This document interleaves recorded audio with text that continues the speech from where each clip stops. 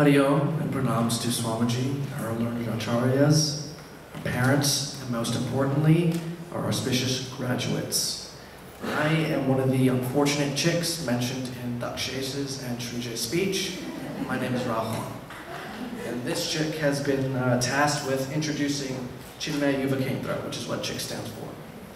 It was started in 1975 in Bangalore in order to give the burgeoning members of the mission, our youth, an opportunity to inculcate and practice the teachings of Advaita Vedanta as relevant and applicable to their lives. Today, this once small operation has now grown into a worldwide phenomenon, with chapters peppered all over the globe.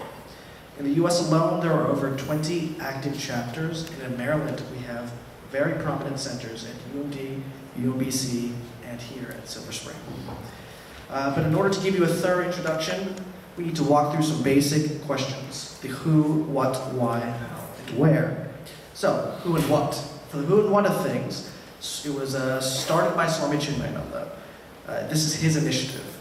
His vision was to contrive an effort or a platform that would future-proof the conclusions of Hinduism and Advaita Vedanta, so that future generations could also reap the wondrous fruits of their faith, just as millions of their predecessors have done in ages past. Furthermore, Gurudev argued that youth were not useless, but rather used less than what behooved their capacities. As such, another goal he sought to accomplish through CHIC was to harness the potential of youth and direct it to creative channels of expression. In short, he wanted to help us rise to our challenges and our potentials. You may not believe that we have latent faculties in us, but Gurudev was so convinced in the power of youth that in his address to the World Parliament of Religions, he claimed that all we need now is only small groups of inspired Hindu youth working in every district of the country with vigor and determination, demonstrating to all onlookers with great vision of a united, awakened Hindu community, determined to discover a total Hindu renaissance. This was his vision, and it suited the need of the hour. Fast forward several decades, and the wheels of time and change have begun to turn. Surely but slowly, Gurudev's Sankalpa is coming to pass. But the need of this hour, or these hours, in this hall is slightly different. As Hindu youth, born in the West, we find ourselves with a very unique conundrum. How do we balance both cultures? We are amongst the first generation of this hybrid, and as such, we are the ones burdened with finding the answer. How do we walk this line? How do we adroitly transact in the world, but also keep our morals and ethics intact? And how will CHIC help us accomplish this? During my Tilak ceremony, I was told that CHIC was like a toolbox, that it provided various instruments that would allow us to deal with all of the challenges and experiences we come across in the world.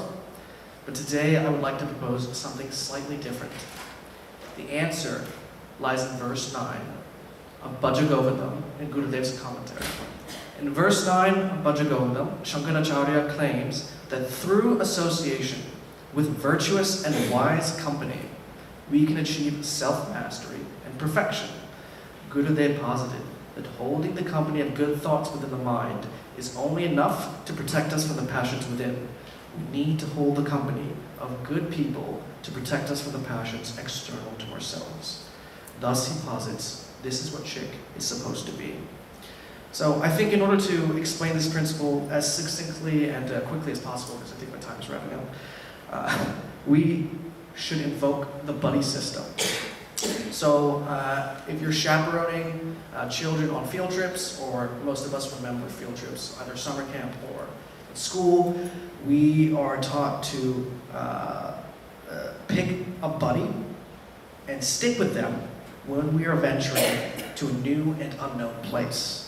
We are tasked with looking after and sticking with this buddy throughout the trip. We are responsible for our buddies, and they are responsible for us. As such, we have to be alert, vigilant, and on our best behavior. I think you see where I'm going with this. So, graduates, please look to your left. Everybody look to your left. Look to the person on your left. Okay, sorry, just kidding. Look to the person on your right. Now look to the person on your left. Now look back at me, because I'm also one of these people. These friends, the person or the people sitting next to you, These are your buddies. They will help you progress through college and the unknown years after. Your buddies, this family is your greatest resource. They will help you navigate the unknown and find answers to the questions previously mentioned. Our elders are carrying out Gurudev's mission of a renaissance, and it is up to us to edify ourselves correctly so that we can take up the mantle and carry it forward in new directions. Therefore, indulge in satsang as outlined by Shankaracharya. Most importantly, don't forget your buddies. This is Chick. Good luck. Thank you, and adios.